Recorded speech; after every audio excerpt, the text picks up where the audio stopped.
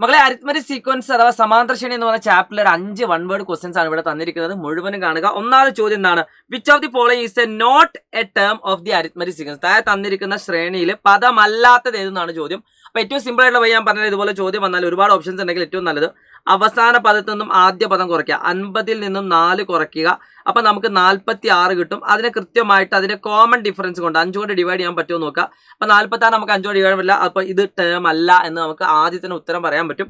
ഇതും കൂടി വേണം ചെക്ക് ചെയ്ത് കാണിച്ചാൽ 59 4 കുറച്ചാൽ എത്രയാണ്? 55 ആണ്. 55 നമുക്ക് 5 കൊണ്ട് ഡിവൈഡ് ചെയ്യാം. 54 നിന്ന് 4 കുറച്ചാൽ 50 ആണ്. 50 നമുക്ക് 5 കൊണ്ട് ഡിവൈഡ് ചെയ്യാം. 44 4 കൊണ്ട് കുറച്ചാൽ എത്രയാണ്? 40 ആണ്. 40 നമുക്ക് 5 കൊണ്ട് ഡിവൈഡ് ചെയ്യാം. അപ്പോൾ ബാക്കിയുള്ള 3 എത്ര കൃത്യമായിട്ട് ഡിവൈഡ് ചെയ്യാൻ പറ്റുമെങ്കിൽ 50 നമുക്ക് എന്ത് ചെയ്യാൻ പറ്റില്ല? ഡിവൈഡ് ചെയ്യാൻ പറ്റില്ല. സോ 50 ഇതിലത്തെ ഒരു ടേം അല്ല. 50 - 4 എന്ന് പറഞ്ഞാൽ 46 ആണ്. 46 ഡിവൈഡ് ചെയ്യാൻ പറ്റില്ല. അടുത്ത ചോദ്യം ഇതേ കോൺസെപ്റ്റ് തന്നെയാണ്. Which of the following is A term of the sequence? ഏതാണ് പദം എന്നാണ് ചോദ്യം. ഇതേ ഐഡിയ തന്നെ ചെയ്യാം. 11 1 കുറച്ചാൽ 10 ആണ്. 10 നമുക്ക് ഇതിന്റെ കോമൺ ഡിഫറൻസ് ആയിട്ടുള്ള 3 കൊണ്ട് ഡിവൈഡ് ചെയ്യാൻ പറ്റില്ല. 10/3 നോട്ട് പോസിബിൾ ആണ്. ഇനി അടുത്തത് 21 കുറച്ചാൽ 20 ആണ്. 20/3 പോസിബിൾ അല്ല. ഈ 41 ആണെങ്കിലോ 41 - 1 40 ആണ്. 40 3 കൊണ്ട് ഡിവൈഡ് ചെയ്യാൻ പറ്റില്ല. എന്നാൽ 31 നിന്ന് 1 കുറച്ചാൽ എത്രയാണ്?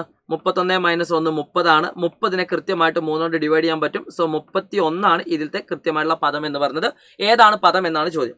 Which are the followings can be difference between ഏത് രണ്ട് പദങ്ങൾ തമ്മിലുള്ള വ്യത്യാസവും ഈ താഴെ തന്നിരിക്കുന്നത് ഏതാണെന്നാണ് ചോദ്യം. മക്കളെ ഏതൊരു ടേമുകൾ തമ്മിൽ ഡിഫറൻസും കോമൺ ഡിഫറൻസിന്റെ മൾട്ടിപ്പിൾ ആയിരിക്കും. അപ്പൊ ഇതിന്റെ പൊതു വ്യത്യാസം എത്രയാണെന്ന് നോക്കണം. 3 4 7 7 4 10 4 ആണ്. സോ പദങ്ങൾ തമ്മിലുള്ള വ്യത്യാസം 4 കൊണ്ട് കൃത്യമായിട്ട് ഡിവൈഡ് ചെയ്യാൻ പറ്റുന്ന നമ്പർ ഏതാ നോക്കിയാൽ 15 4 കൊണ്ട് ഡിവൈഡ് ചെയ്യാൻ പറ്റില്ല. 19 4 കൊണ്ട് ഡിവൈഡ് ചെയ്യാൻ പറ്റില്ല. 21 നമുക്ക് 4 കൊണ്ട് കൃത്യമായിട്ട് ഡിവൈഡ് ചെയ്യാൻ പറ്റില്ല. സോ 20 മാത്രമേ നമുക്ക് 4 കൊണ്ട് ഡിവൈഡ് ചെയ്യാൻ പറ്റുള്ളൂ. സോ 20 ആണ് പദങ്ങൾ തമ്മിലുള്ള വ്യത്യാസമാവുക. 7th term of an arithmetic sequence is 30. ഒരു സമാന്തര ശ്രേണിയുടെ 7ാം പദം 30 ആണെങ്കിൽ 6ാം പദവും 8ാം പദവും തമ്മിലുള്ള സം തുക എത്ര എന്നാണ് ചോദ്യം.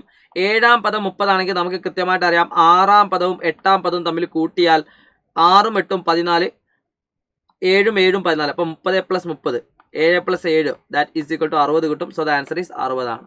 നല്ല രസമുള്ള ഒരു ക്വസ്റ്റ്യൻ ആണ്. അടുത്ത ചോദ്യം second term of an arithmetic sequence is 25. What is the sum of first 3 terms? ഒരു സമാന്തര ശ്രേണിയുടെ 2ാം പദം 25 ആണെങ്കിൽ ഇതിന്റെ ആദ്യത്തെ 3 പദങ്ങളുടെ തുകയാണ്. നമുക്കറിയാം 3 പദങ്ങളുടെ തുക എന്ന് പറഞ്ഞാൽ middle term into total number of terms ആണ്. സോ ഇവിടുത്തെ മിഡിൽ ടേം 25ഉം ആകെ പദങ്ങളുടെ എണ്ണം 3ഉമാണ്. സോ ഈ കാണുന്ന ക്വസ്റ്റ്യനിൽ ഏതാണ് ഇതിന്റെ കറക്റ്റ് ആൻസർ നിങ്ങൾ കമന്റ് ചെയ്യാൻ മറക്കരുത്. മാക്സിമം എല്ലാ SSLC ഫ്രണ്ട്സിനും വീഡിയോ അയച്ചു കൊടുക്കുക. All the best.